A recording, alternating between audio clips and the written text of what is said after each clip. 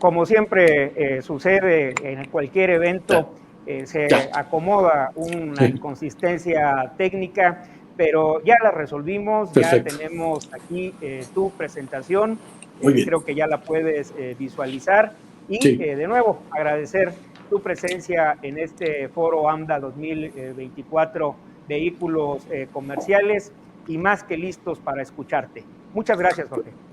Gracias, Guillermo. Bueno, les decíamos, vamos a poner un poco, adelante, por favor. En contexto, ¿qué es lo que está pasando? ¿Qué es lo que estamos viendo en la economía mexicana? En comparación un poco con lo que con la economía que más nos ocupa, la economía que más nos infiere, que es la economía norteamericana y quizá la economía china. Lo que observamos, o lo que hemos observado, bueno, después de una pandemia, es una rápida recuperación económica en todas las economías, y de ahí pues se ha ido moderando un poco el crecimiento, porque es cada vez más difícil lograr los niveles alcanzados en años anteriores, o sea, tasas de crecimiento muy altas, si no hay un cambio o una proyección que nos haga pensar que va a haber una mayor producción. Simplemente ahora es más complicado lograr tasas más altas y hemos visto una desaceleración normal. Lo que sí ha pasado, lo que sí hemos observado es que este miedo mundial a una recesión por las altas tasas de interés que hemos estado observando y niveles de inflación se ha ido disipando. Por lo menos en los próximos 2 años no se contempla ya una recesión mundial, por ende no se contempla una recesión en el país. Seguimos pensando que la economía global está reajustándose a una cierta normalidad ya pospandémica.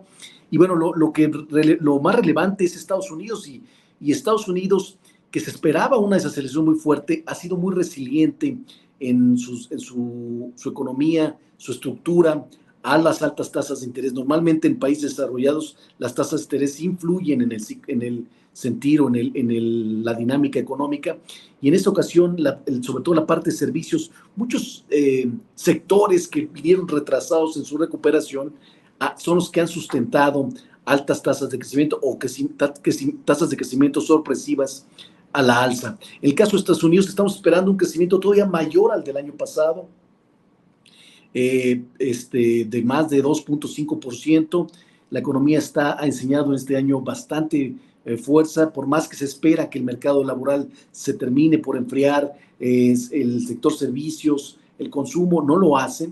El sector que sí ha ofrecido o que sí ha sido más lastimado por las tasas de interés y sí ha enseñado una desaceleración importante ha sido el industrial. Pero a nivel global, en términos generales, el sector industrial pues sí nos ha mostrado que ha padecido, ha tenido dificultades en enseñar altas tasas de crecimiento, pero es el sector servicios porque el que todavía tiene fuerza y fuelle para seguir enseñando tasas altas de crecimiento.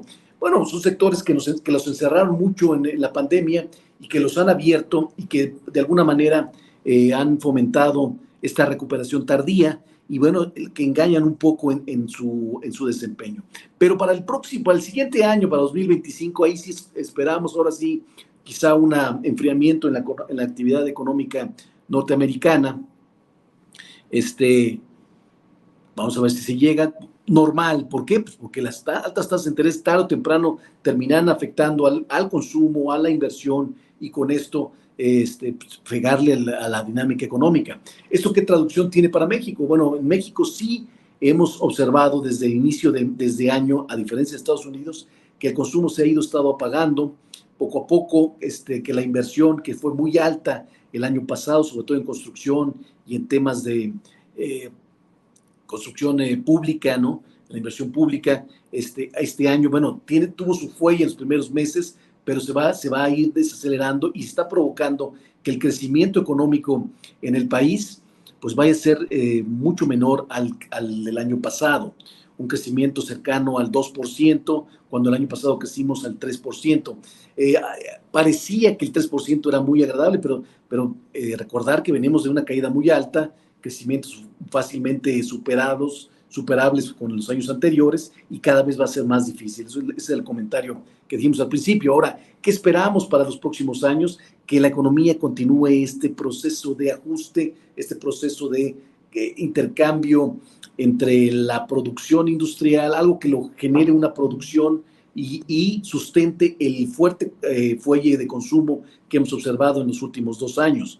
Es insostenible el consumo como se viene, es insostenible los niveles de inversión que se dieron el año pasado, por ende la economía va a tener que ajustarse, enfriarse, y lo que se haga en política económica, lo que se haga con este nuevo gobierno, va a definir si la economía se va a ir reflejando el crecimiento que enseñó este sexenio con López Obrador, que es un crecimiento muy, muy pobre, de cercano al 1% en promedio todo el sexenio, o nos vamos a acercar al crecimiento promedio que teníamos los últimos 20 años, que es alrededor de 2.5%.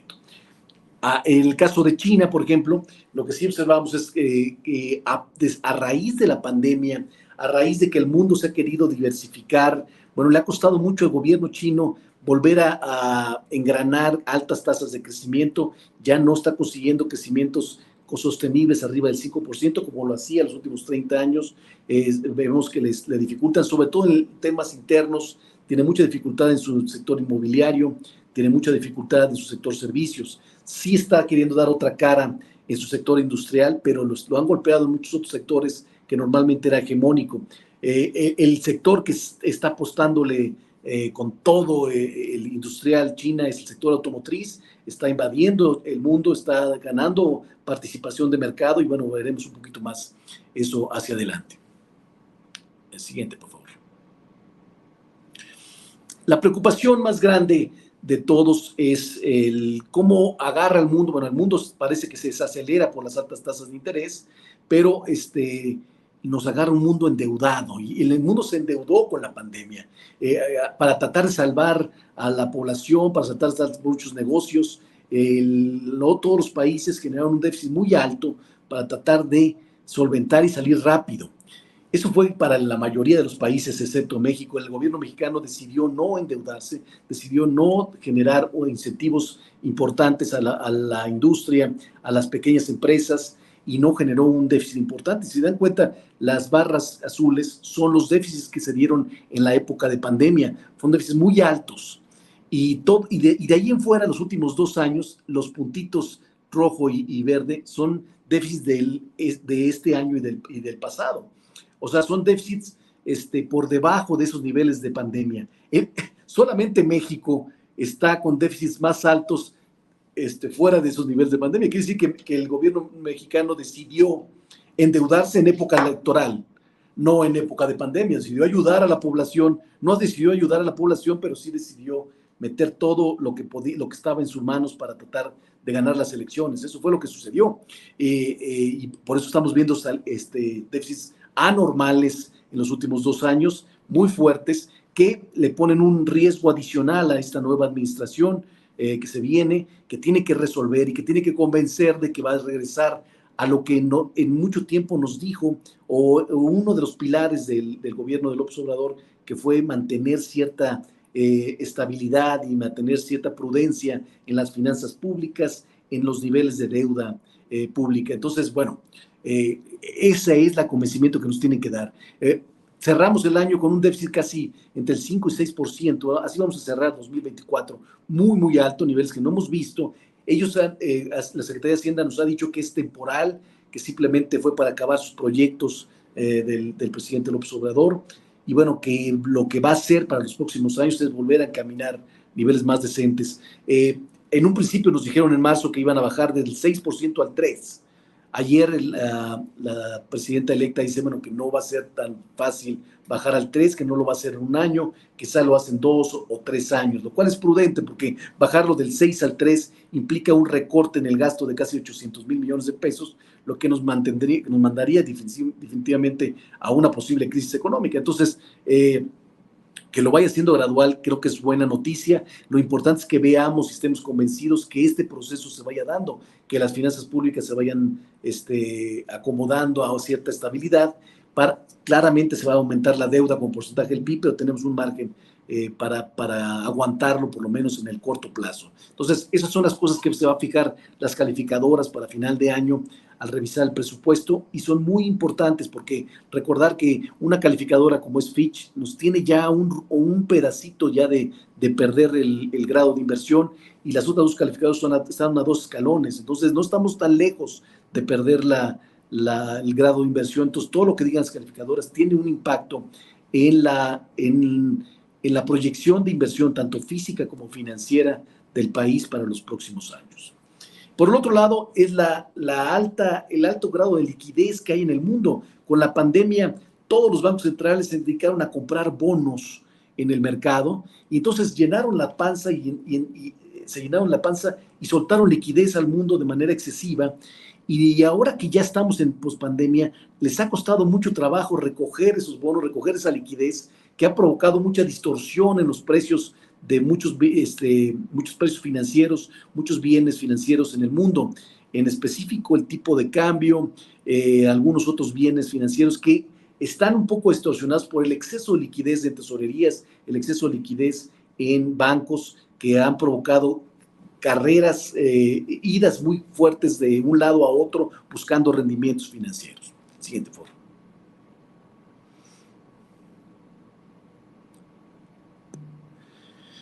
Y en composición de la actividad económica en el país, así en grandes rasgos, podemos observar, como decíamos, una afectación directa en la industria. Tuvimos buenos años en las exportaciones para el 2021 y 2022, pero a partir del año pasado, este año, las tasas de crecimiento de las exportaciones no han enseñado la misma vigor que tenían años anteriores, y le ha costado trabajo a la industria reengranar. Se está recomponiendo en muchos sectores importantes, incorporando nuevas tecnologías. Tiene buen futuro, pero le ha costado mucho trabajo reorientar sus cadenas de valor, volver a generar cierto entusiasmo mundial y por ende local de manera importante. Lo que sí hemos observado en crecimientos altos es la inversión, como decíamos el año pasado, y en el consumo de manera sorpresiva, crecimientos arriba del 5%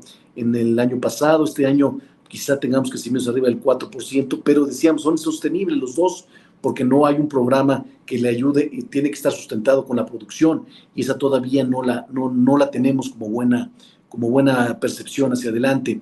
Entonces, esto se va a seguir apagando, y esto es la explicación por la cual la expectativa de la actividad económica es de un crecimiento menor al año pasado, y la del año que entra menor al de este año. Muy bien, siguiente. De manera regional, lo que hemos observado es que a partir del post-pandemia, todos los apoyos y todas la reorientación económica por parte del gobierno han ayudado a enseñar una mayor dinámica en estados del sur. En los últimos 2 años hemos observado una mayor dinámica en específico sureste, Tabasco, Yucatán, Campeche, algo de Chiapas. Todavía nos gustaría ver mejores tasas de crecimiento en Oaxaca y Guerrero, pero en general sí hemos visto una mejor dinámica para los estados del sur-sureste, a diferencia de otros estados. El norte se reactivó fuertemente con la reapertura de la economía pospandémica, pero la falta decíamos, de vigor en el sector industrial lo ha pagado últimamente en los últimos años. Muy bien, en los últimos 2 años. Siguiente. Todo esto tiene que ver, o sea, después de la pandemia lo que nos pasó fue un fenómeno de inflación, y un fenómeno que no vivíamos en décadas, ¿no? Ya teníamos olvidado qué era esto y lo preocupante que es. Y la inflación preocupa porque le termina golpeando a la población que menos tiene, y sobre todo la inflación acumulada, porque la gente dice, oye, 8% de inflación, ¿qué significa? No, el problema no es 8% de inflación, es que llevamos 4 años con una inflación más alta de lo que estamos acostumbrando. Tenemos una inflación acumulada de 3, 4 años de arriba del 25%. Entonces no hay una familia o una empresa que pueda de alguna manera sustentar estos precios y no los suba no tenga una afectación interna en su planeación de gasto o en su planeación de producción. Entonces, este es el fenómeno que más le preocupa a la población de nivel global, que los precios se perpetúen, que se mantengan altas, que la gente sepa que la situación está tan complicada que tenga que aumentar precios constantemente año con año. Entonces, lo que hizo el mundo en general fue que lo que sabe hacer para tratar de contener este fenómeno inflacionario que sabíamos que estaba muy enfocado a las cadenas de valor, a los problemas que había de suministro, pero que se fueron contagiando a toda la economía de manera sistemática. La única manera que podemos hacer es mantener una demanda agregada relativamente no muy caliente. Entonces empezaron todos a subir tasas de interés los bancos centrales con la intención de enfriar un poco más rápido la economía y provocar que la inflación no terminara generando que no se anclara y no se enquistara en el mundo en general. Entonces, de alguna manera funcionó porque el pico que vimos de inflación hemos visto cómo constantemente en el mundo, fíjense aquí pusimos México, Estados Unidos, Europa, sí ha ido bajando la inflación de manera sistemática de hace un par de años para acá. El problema es que en los últimos meses, ya tenemos casi 6 meses, la inflación ya aparece en Estados Unidos y México como que estancarse. La siguiente paso de baja de inflación no está muy clara y no nos está ayudando el regresar a las metas que quisieran los bancos centrales para estar a gusto y empezar a bajar sus tasas de interés. En el caso de Estados Unidos, su meta es del 2% de inflación. En el caso de México o de Banxico es del 3%, pero somos un poquito más tolerantes en más menos 1, o sea, quizá abajito del 4%. Todavía no se ve eso. En Europa parece como más consistente. Siguiente, por favor. La buena noticia es que este estancamiento de inflación tiene mucho más que ver con que hemos tenido problemas climáticos, problemas de guerra, problemas geopolíticos que han rebotado los precios de los bienes que llamamos no subyacentes, los bienes que no tienen control, que no definen la economía, como son los agrícolas, como son los energéticos. Si quitamos esos bienes en la economía, la inflación, tanto en Estados Unidos como en México, sigue bajando de manera paulatina, pero sigue bajando de manera consistente. Entonces, la buena noticia es que sí parece que la inflación se sigue contenando, todavía está lejos de llegar a los niveles que estuvieran cómodos los bancos centrales, pero por otro lado nos hace pensar que seguimos todavía en este camino bueno de inflación. Entonces, con esa noticia es muy importante para nosotros para poder sostener que lo que viene en las tasas de interés es baja. Viene un ciclo de baja de tasas de interés porque la inflación parece que está conteniendo, que la alza en la tasa de interés fue con esa intención de bajar la inflación. Si la inflación llega a ciertos niveles razonables, bueno, los bancos centrales estarán en la posibilidad de empezar a bajar sus tasas de interés. Estoy hablando de las tasas de fondeo, la tasa que le da el Banco Central de manera directa a las bancas comerciales, la primera tasa, ¿no? Claramente las tasas de plazo, esas se van a mover por oferta y demanda, las de 1 año, 2 años, 3, 5, 10 años, y ese movimiento de oferta y demanda, pues sí tiene mucho que ver con el riesgo, con la preocupación del inversionista, cómo ve la economía, con este tema de la reforma constitucional, poder judicial. Entonces, sí podemos ver algunos rebotes en las tasas de plazo, pero en la tasa objetivo, en la tasa de fondeo, esa tiene que ver más con la contención que se puede tener de la inflación, y esa parece que sigue siendo de manera positiva. Siguiente. Lo que le ha costado trabajo un poco para hacer más fuerte la contendencia, el contener la inflación, son el sector servicios. Y es lo mismo que estamos hablando de la economía. Los bienes se han recuperado, los precios de los bienes ya están con crecimientos de inflación mucho más bajos, pero los servicios todavía no. Fueron tan golpeados los restaurantes, los paquetes viajeros, los hoteles, los servicios profesionales, tan golpeados en la pandemia, perdieron tanto que han querido ahorita aprovechar esta oportunidad de reactivación de consumo que tiene que ver con ahorros de algunos sectores económicos de la población, pero también con un tema psicológico en donde la gente pensó, dice, no me vuelve a caer una pandemia, no vuelvo a ahorrar de más, voy a consumir, me voy de viaje hoy, no me voy a esperar los 10 o 5 años que antes tenía contemplados. O sea, la gente sí está queriendo consumir de más de lo que pensaba hace unos 3, 4 años. Entonces, ese fenómeno ha provocado que estos sectores se estén reactivando más rápido o se estén reactivando y permitan todavía que puedan subir precios o que la alza de precios no se contenga tan rápido. Entonces, a nivel mundial, no solamente en México, los servicios están enseñando todavía niveles anormalmente de precios, de aumento de precios altos, ¿no? Y lo vemos en los paquetes de tarifas aéreas, lo vemos en los paquetes de hoteles, en el transporte, en restaurantes, etcétera, ¿no? Muy bien, siguiente. Aquí está. El fenómeno de alza de tasa de interés fue global. O sea, para contener la inflación del mundo, todo el mundo subió tasas de interés. Y bueno, unos subieron más que otros tratando de contener, según como individualmente cómo creían podían contener la inflación. Parece que fue efectiva porque estamos viendo, pero y algunos países ya empezaron a bajar tasas de interés, como es el caso de Brasil, que ya tiene más de 6 meses bajando su tasa de fondeo de manera significativa. Estados Unidos, a principio de año, nos decía que ya había terminado su ciclo y que empezaría a bajar tasa de interés, pero ya estamos a junio y ha tenido que aplazar su baja en la tasa de interés porque todavía le preocupan ciertos grados en la inflación.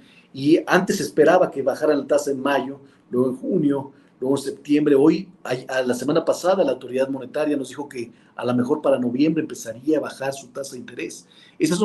La baja en la tasa de interés son buenas noticias para los mercados emergentes financieros, pero bueno, lo importante es que entre más se tarden en bajar tasas de interés, podría provocar una dificultad económica que no nos gustaría ver hacia adelante, porque el mundo está endeudado en sus finanzas públicas, porque las actividades empresariales han aguantado, pero no van a aguantar para siempre.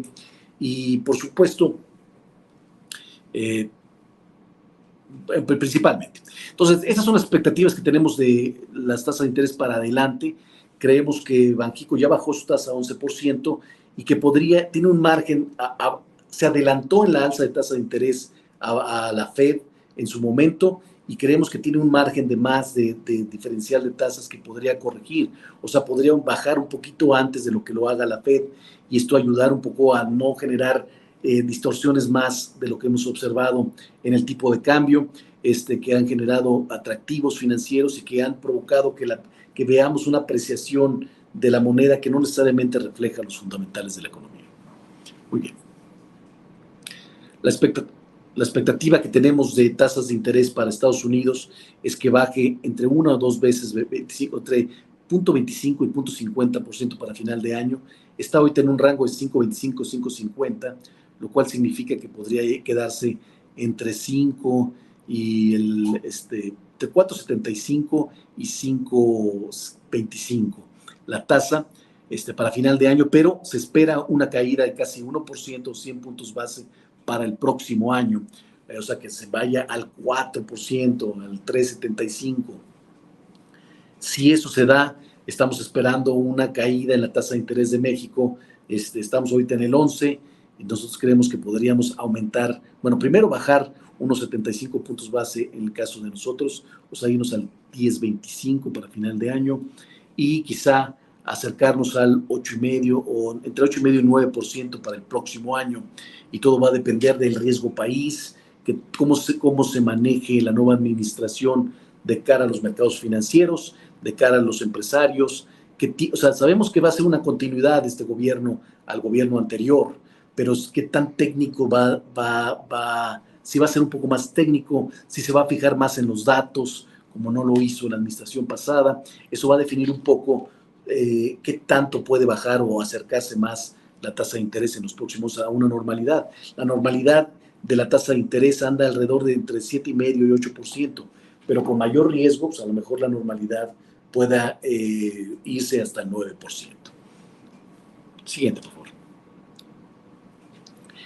Esta diferencial de tasas que hemos ofrecido con la intención de bajar la inflación ha provocado un atractivo muy interesante para las tesorerías internacionales, para otros países, sobre todo en el carry trade, o sea, en muchas tesorerías que les sobra dinero, se fondean con una tasa muy baja en el exterior, ya sea Estados Unidos o Japón, y tienen la capacidad de vender su moneda, comprar pesos, invertir en 3 días y ahí mismo sacar un forward y venderlo. O sea, en el mismo día compra-venden, pero lo hacen constante, de manera sistemática, están generando utilidades muy constantes, muy específicas, y han provocado o han ampliado distorsión de apreciación del tipo de cambio que nos hace pensar, bueno, hasta dónde se iba a ir la moneda, qué es lo que podemos esperar, qué significa. Bueno, significa que está distorsionado, que estábamos dando de más atractivo, y esto no se va a corregir hasta que no se bajen estas distorsiones, y estas distorsiones quizás se puedan corregir de aquí a un año, y tanto en México como en el mundo, porque el mismo Japón está empezando a corregir sus tasas de interés, su exceso de compra de bonos, y lo mismo lo va a hacer la Reserva Federal. Entonces, aquí les pusimos un comparativo como de manera evidente las monedas que mayor diferencial de tasas ofrece con Estados Unidos, más tasa real con respecto a la inflación, ofrecen el mercado, han ofrecido el mercado en los últimos 2 años, son las que mejor les ha ido con respecto al dólar, ¿no? El real brasileño, el colombiano, el mexicano, y ahora que se movió el carry trade, la lira turca ha generado mucho interés, muchas cosas muy interesantes, ¿no? A diferencia de otros países o economías emergentes que no se vio ese diferencial y que sí han sido golpeados fuertemente en su moneda, con las alzas en la tasa de interés, ¿no? Siguiente, por favor. Este es el carry trade que me refería. O sea, aquí lo que hicimos es buscar cuánto están ganando en rendimiento por carry trade las tesorerías en las diferentes monedas, y podemos ver cómo han aprovechado muchas las tesorerías del mundo esta situación de diferencial, han ganado un buen rendimiento en estas monedas por el diferencial de hacer rendimientos diarios. Lo que sucedió con las elecciones es que se perdió el carry trade porque normalmente aprovechan las tesorerías cuando hay estabilidad en la moneda. Cuando se vuelve volátil, bueno, se voltean, descansan un poquito sus inversiones. Ahí vimos una baja significativa en el carry en las últimas 2 semanas, que curiosamente se han volteado a ver la lira turca, sabiendo que la diferencial de tasas en Turquía es abismal. Tiene que dar un premio mucho más grande al de México para que sea atractivo para ellos, ¿no? Muy bien. Estos son más eventos, evidenciar eventos, cuál ha sido en dónde han estado golpeando, dónde se ha visto la moneda mexicana generar abruptos, y también ser evidente cómo, a diferencia del pasado, en los 80s, 90s, cuando el tipo de cambio era fijo, ahora que el tipo de cambio es flexible, es simplemente un precio financiero ya, oferta y demanda. Si quieres tú más dólares porque te conviene, compras más dólares de economía, y si quieres más pesos porque te conviene, compras más pesos. No necesariamente mide la salud de la economía, mide la conveniencia de un lado a otro, y como cualquier precio, ya no siempre es para arriba. Hay momentos que sube, hay momentos que se corrige, hay momentos para arriba y para abajo. Ya así es la actividad económica. Lo que sí creemos es que como somos una economía emergente, que necesitamos más bienes de los que producimos, tendemos a ser deficitarios. Y al ser deficitarios, por un lado, y al tener una inflación en promedio más alta que la de nuestros principales socios comerciales, como en este específico México, entonces sí necesitamos que el tipo de cambio sirva como una especie de regulador para que el comercio sea justo, para que no nos sobreendeudemos de más. Entonces, el tipo de cambio sí debería con el tiempo irse depreciando a un ritmo quizá del 2%. Eso es lo que debería, pero en la realidad sube, baja, pero en una gráfica así de largo plazo podrás dar cuenta cómo el tipo de cambio, aunque sube, baja, se va corrigiendo a ese tipo de cambio que debería de estar. Y ahorita nosotros consideramos que el tipo de cambio en ese considerando debería estar alrededor de los 18 pesos por dólar. Entonces, los 16 se han demasiado apreciado. Esos niveles de preocupación que estamos viviendo ahorita son un exceso y pueden alargarse, podemos ver un tipo de cambio más alto por miedo, pero no creemos que se vayan a sostener porque no reflejan todavía la realidad económica, al menos que la inflación se nos vaya de la mano, ¿no? Siguiente. Si a esto le sumamos que ha habido una entrada anormal de flujos a economías emergentes, sobre todo en el tema financiero, bueno, te hace pensar que explica mucho el por qué el tipo de cambio estaba a esos niveles. Y cómo en promedio las economías emergentes tienen un diferencial de tasas con Estados Unidos de alrededor de 3% y México está ofreciendo un diferencial de tasas entre el 5 y 6%. Entonces, bueno, también te ayuda pues a comprobar el por qué estamos observando en México una sobrepremio que ha traído capitales golondrinos y que nos ha provocado quizá una sobreapreciación que nos ponía un poco en riesgo en el sentido de que al ser un tema financiero lo que lo tiene en esos niveles, bueno, el momento que deja de ser atractivo, pues se voltea rápidamente como lo observamos en las últimas 2 semanas, ¿no?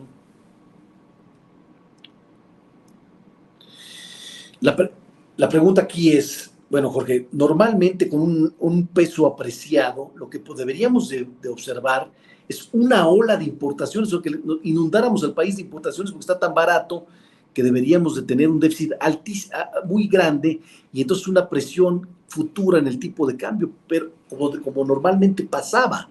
El problema es que se ha vivido un fenómeno particular que nos ha detenido esta percepción o esta presión en los fundamentales para el tipo de cambio. Una, que no vino esta invasión de importaciones. Sí hemos podido importar algunas cosas, pero en términos generales no, porque los precios en el mundo subieron.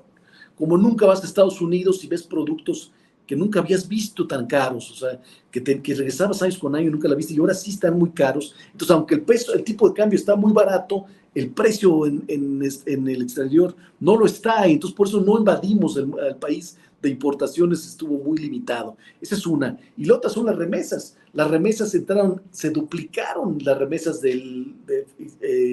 inicios de este sexenio a la actualidad. Son el doble de remesas, que esta entrada de capital le ha ayudado a darle un colchón al déficit en cuenta corriente, de no verse presionado, de no verse muy preocupante y obligar a que a lo mejor necesitamos una depreciación más considerable. Estos dos fenómenos ahorita debería de diluirse un poco el de importaciones, pero el de remesas no parece que vaya a cambiar de manera importante en el corto plazo. Entonces, de manera fundamental, lo único que podría explicar que los pisos en el tipo de cambio ya no sean tan bajos es una disminución en el diferencial de tasas de interés y un aumento un poco más alto, un poco más agresivo en las importaciones. Pero si la demanda económica que le estamos diciendo, la demanda agregada del país, está desacelerándose, se está enfriando, pues tampoco eso lo vamos a ver tan claro. Y entonces, por eso es que hay veces que nos preguntan, oye, ¿tú crees que el tipo de cambio pueda regresar a los 17? Pues sí puede, a lo mejor es menos probable, pero sí es probable, si el miedo se desaparece, bueno, los fundamentales te van a permitir, o los mismos atractivos financieros podrían provocar a lo mejor en algún momento bajar de los 18 pesos por dólar. Vamos a ver un poquito más hacia adelante. Siguiente. Oye, Jorge, después de lo que pasó en el 2 de junio, perdón, se fueron los capitales extranjeros, vimos una salida importante. Bueno, esta es la tenencia de valores gubernamentales en poder extranjeros. Los extranjeros tienen casi 1.6 billones de pesos en bonos nacionales. Y bueno, lo que hemos observado en junio es una salida bastante mínima, 3.57 millones de pesos. Lo que salieron no fueron los extranjeros, los que salieron fueron reacomodos de bonos entre ellos, y fue otro tipo de salida la que observamos. Entonces tampoco fue o por lo menos ahorita no se ha visto tan grave la corrección o el susto que hemos vivido por la mayoría que está observando el partido en el poder, en la mayoría calificada, y los posibles cambios constitucionales que vamos a pues muy probablemente observar en septiembre 7. En la parte especulativa en Chicago, los que especulan en contra o a favor del peso, tampoco vimos una salida importante en contratos, una salida importante en dinero. Sí se volteó un poquito en contra del peso, pero sigue estando a favor. Para el mediano plazo todavía el inversionista financiero cree que puede sacar aprovechamientos en la moneda mexicana. Esto puede cambiar, pero por lo pronto no lo hemos visto tan significativo. Y esto lo traemos a la mesa porque muchos nos preguntan inmediatamente, oye, hasta ya no hay fin, o sea, ya esto se va a ir a los 25, 30, 35, y bueno, todavía no se ve y no necesariamente esto va a pasar, ¿no? Siguiente. Esta es nuestra estimación de tipo de cambio, el rebote que vimos después de las elecciones. Nosotros creemos que al mercado no le gusta la sorpresa, no le gusta la incertidumbre, y la incertidumbre no se va a acabar de un día para otro. Quizá vamos a tener 6 meses de incertidumbre en lo que se va definiendo esta nueva administración, el gabinete, la postura que tenga, lo que pase con las reformas constitucionales en septiembre, qué pase con las elecciones en Estados Unidos en noviembre, el presupuesto que dé el nuevo gobierno aquí en México, lo que digan las calificadoras, todo esto, la posición que tome la nueva presidenta de cara al gobierno anterior, o de cara a los empresarios, o de cara a las agencias internacionales, va a ser lo que define un poco hasta dónde el mercado puede estirar la contrapeso, que claramente de los pocos contrapesos que le quedan a este gobierno va a ser pues, el sector financiero, ¿no? Entonces, nosotros creemos que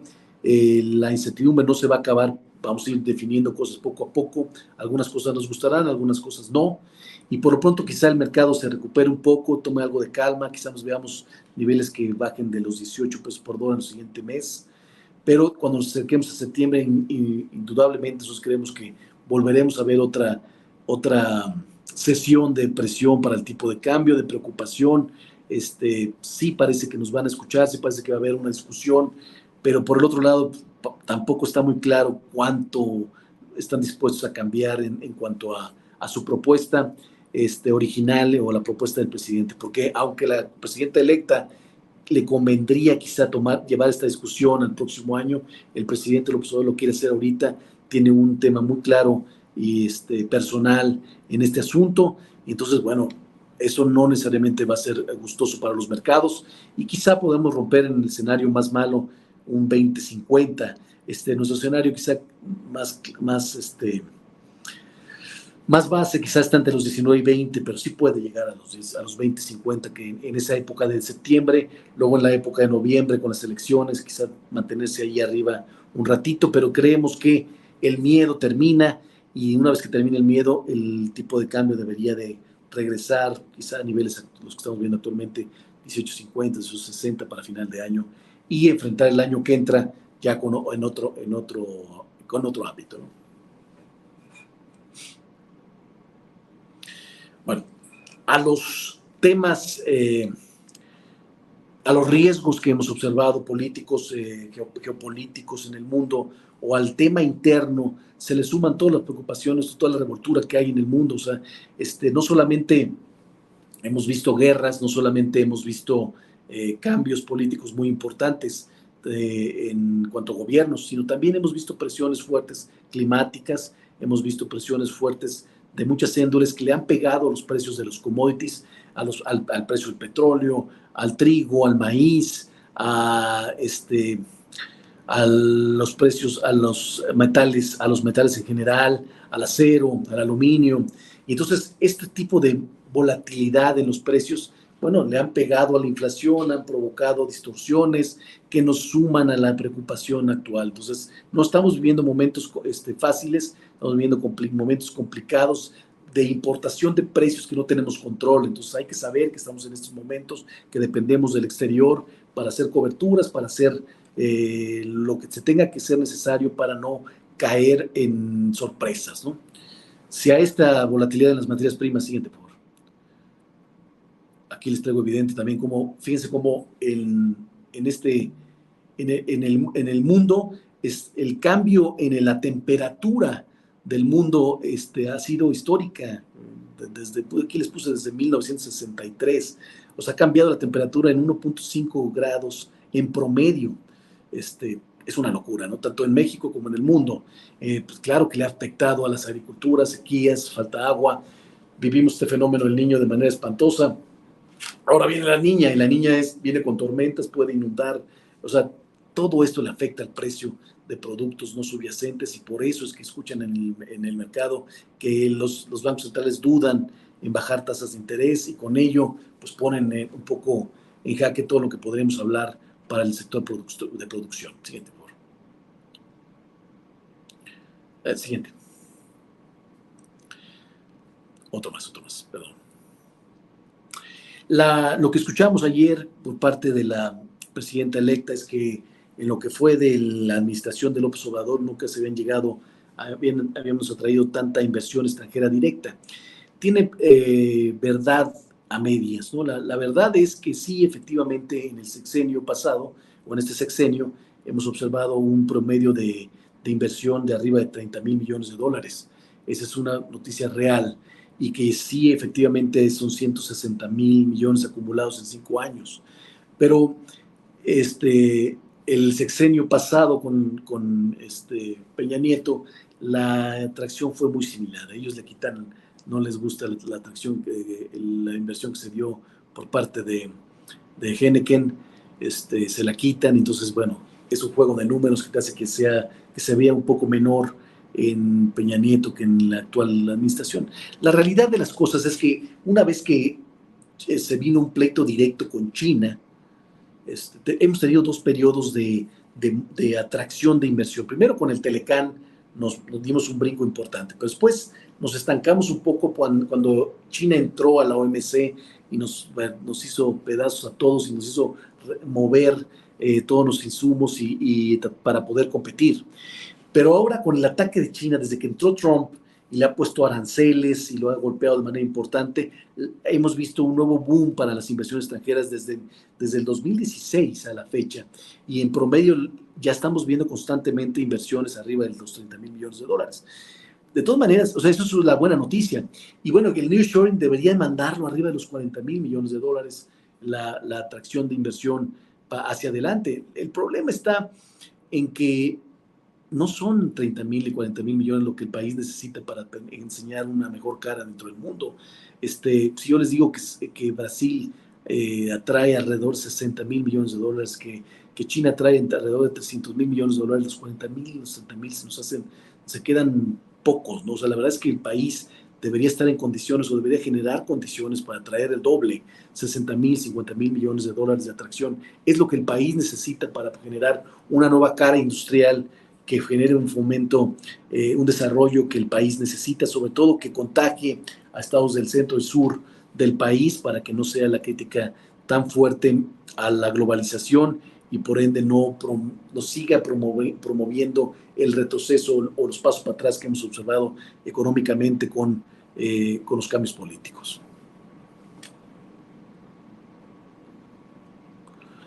Se escucha mucho que ahora ya somos el principal país importador de Estados Unidos. Ya importamos el 16% de las importaciones de Estados Unidos.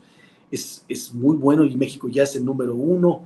Estamos muy contentos de escuchar eso. Pero fíjense cómo es la gráfica. Lo que hemos aumentado es de 14 a 16. O sea, la verdad es que la incorporación, la oportunidad ha sido muy limitada. Y China se movió desde 25 a 12. Y entonces, ¿quién es el que está ganando ahí si no es México? Bueno, China se puede mover a México, se está moviendo a México, hacer producción en muchos insumos, y en el sector automotriz lo está haciendo de manera contundente, pero principalmente se está yendo al este de Asia. Las importaciones de Malasia, Vietnam, todos estos países del este han aumentado de manera significativa en participación de importación en Estados Unidos. Son nuestros competidores directos, son los que tenemos que observar y no cruzarnos los brazos, decir, bueno, ya somos el número 1. No estamos recogiendo todo lo que en China están dejando de hacer, y eso a la larga nos va a afectar, porque tendremos otro tipo de competidor con menores sueldos, con más atractivo, mejores precios, y no tuvimos con este impasse que nos dio el mundo para mejorar y para ser más competitivos en muchos insumos industriales. ¿Y qué es lo que nos limita? Bueno, la energía, el agua, el gas, las vías de terrestres, los mismos trámites, el Estado de Derecho, en la encuesta a todos los estados que son muy atractivos de inversión extranjera, eso son lo que principalmente ponen como peros, que lo que más nos preocupan y lo que los mismos inversionistas dicen que no tienen, no son competitivos. Entonces, bueno, ya vimos a la presidenta electa un poco más abierta a la electricidad sustentable, pero vamos a ver qué tanto es contundente, qué tanto pleito da la CFE, porque lo que quiere la industria es eso, dame las mismas oportunidades que tienen fuera para poder competir, y si tú me haces más caro, pues me voy a quedar limitado a lo que Estados Unidos sobre todo puede hacer en México, y que está cómodo en hacer en México por la cercanía, pero no podemos incorporar más insumos y darle más valor agregado, que es lo que necesita el país para aprovechar mejor este contexto de deschinación, ¿no?, que estamos viviendo, ¿no?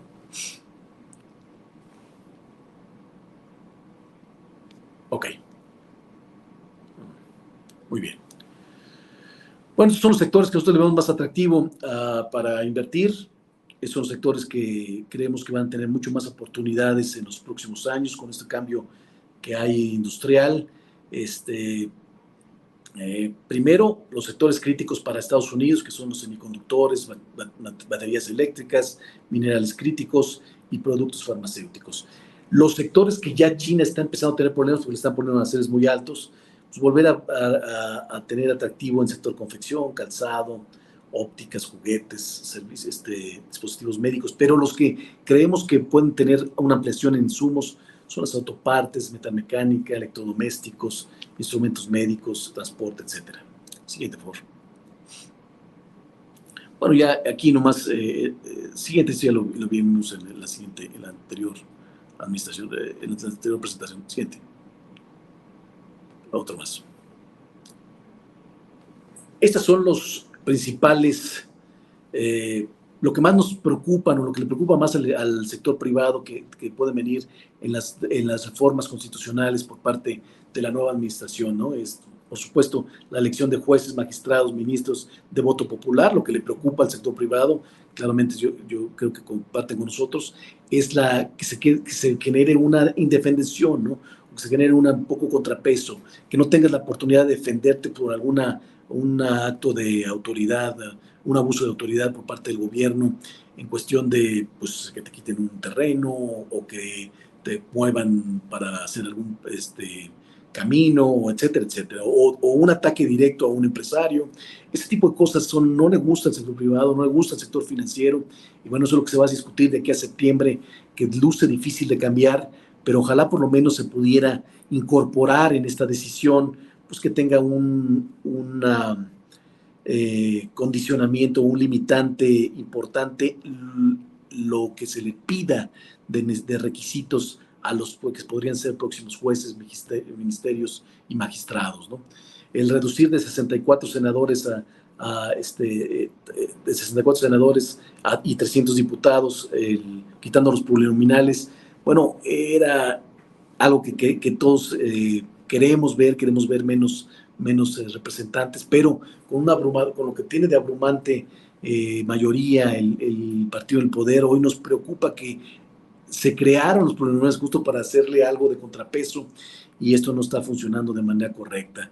Por supuesto, todo lo que se tenga que ver con el COFESE, con los organismos autónomos, la injerencia que tenga el ejército en la economía del mundo, el constante aumento del salario mínimo por arriba de la inflación, en lo que pueda provocar en nuestros costos en las empresas, y bueno, prohibir el fracking para no ayudarnos a poder competir mejor en el gas.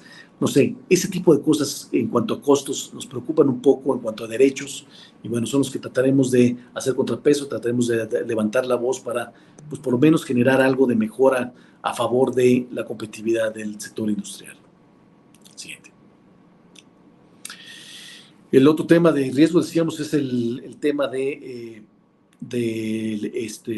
elecciones en Estados Unidos. Vienen a principio de noviembre. Hoy las encuestas están demasiado parejas. En términos generales están casi 50-50 la posibilidad de que gane Biden o que gane Trump. La diferencia está en los famosos swinger states. Siguiente, por favor. A partir de agosto ya empezaremos a ver, ya será oficial la entrada de Trump al Partido Republicano, y ahí empezamos a ver las campañas del lleno. Entonces vamos a ver quizá golpeteos muy fuertes en temas que nos preocupan, como es migración, como es seguridad, como es el mismo TEMEC, que pueda decir Trump en campaña. Claro, sabemos que va a tener mucha importancia qué diga sobre China, que es su principal enemigo, y cómo puede provocar que nos aguante un poquito más, no sea tan duro con nosotros, porque no puede tener dos enemigos de lleno, pero sí lo que defina sobre el sector automotriz creo que se va a ser muy importante. O sea, ¿qué tanto van a tratar de ponernos, de evitar que los chinos se vienen a producir automóviles en México sí o sí, y están invadiendo el mundo y van a querer mandar sus automóviles a Estados Unidos? El problema es qué tanto van a restringirnos, o la política de Trump o Biden, esta situación, qué tanto van a romper el TEMEC en esta situación por la contención que quieren hacer. Para los distribuidores de autos internos, bueno, es una buena noticia porque vamos a tener más amplitud de oferta con mejores precios, quizá se puede ampliar las ventas de manera interesante al aceptar chinos, pero ¿qué posición toma el gobierno mexicano de cara a no quedar mal con Estados Unidos, a no quedar mal con el TEMEC? Ahorita no hay contemplado que en la revisión TEMEC se tome este tema, pero seguramente va a tomar fuerza el año que entra, porque China no va a dar pasos para atrás, está muy comprometido a este sector. Y bueno, creo que se les fue de las manos, les compitieron, o sea, ya tienen muchos adelantos con mejores precios, y la automotriz norteamericana y europea están queriendo poner aranceles ya de manera tardía, y bueno, claro que va a ser un tema que vamos a seguir muy atentos y muy, muy importante en los siguientes meses. Estos son los estados que hay que fijarnos, son los que normalmente no tienen una preferencia de partido y hoy están ligeramente cargados hacia Trump. Recordamos que a diferencia de México, en Estados Unidos, no el que más votos tiene gana, sino si tú ganas un distrito por un voto, todos los votos son tuyos, todos tienen una representación diferente. Entonces, bueno, hay que seguir un poco más este tema para ver quién podría ganar las elecciones en Estados Unidos. Bueno, y por último, decíamos, si da un presupuesto el gobierno mexicano, ¿qué va a decir las calificadoras? Si lo más probable es que nos cambien, no nos bajen la calificación, pero sí nos cambien su perspectiva negativa a no ver qué pasa el año que entra. Decíamos, tenemos margen para que irnos quizá del 50 al 55% la deuda pública con porcentaje del PIB, pero lo que quiere la calificadora es que digas, bueno, ok, te voy a aguantar que lo hagas marginal, pero quiero que sea constante, porque es muy difícil por un gobierno acostumbrar a la gente con un mayor gasto y después quitárselo, ¿no? Tiene margen o ayer dijo la presidenta electa que a lo mejor aplaza sus proyectos de infraestructura hasta el 2026. Bueno, ¿hasta qué punto se lo permite? ¿Hasta qué punto se lo deja la presión que tenga sobre el nearshoring, la presión que tenga sobre el transísmico, etcétera, etcétera, etcétera? Vamos a estar muy atentos a ello. Y por supuesto que va a tener un efecto en los mercados financieros y en la decisión que podemos tener en el sector industrial. La siguiente, por favor. Muy bien, bueno, en términos generales, estas son las expectativas que tenemos para los principales variables económicas del país. Las expectativas se han corregido a la baja de manera significativa con lo que se tenía a principio de año. Hoy esperamos un crecimiento de 2.2% para este año en términos reales, una inflación que cierre el año alrededor de 4.3%, una tasa de interés que cierre el año alrededor de 10.25%, con un tipo de cambio de cierre de año alrededor de 18.50. Para el año que entra esperamos un crecimiento del 2%, una inflación quizá abajo del 4%, 4.9%, 4.85%, una tasa de interés entre el 9 y 8.75%, y un tipo de cambio de alrededor de 19.60. No sé si tengan contemplado algún tiempo para preguntas y respuestas. Con eso termino yo. Muchas gracias, Jorge, por tu presentación. Datos muy relevantes y no nada más los datos, sino el análisis que nos presentas. Quiero agradecer institucionalmente a CI Banco, una institución financiera muy ligada en su origen a nuestro gremio, a la distribución de automotores con la familia Rangel, y por supuesto a ti en lo personal por haber dedicado parte de tu agenda siempre tan cargada de responsabilidades para estar presente en el foro AMDA 2024 Vehículos Comerciales. También agradecer tu generosidad para que podamos compartir la presentación que nos has brindado, la cual será materia de consulta.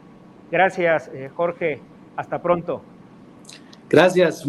Mucho gusto. Abrazo.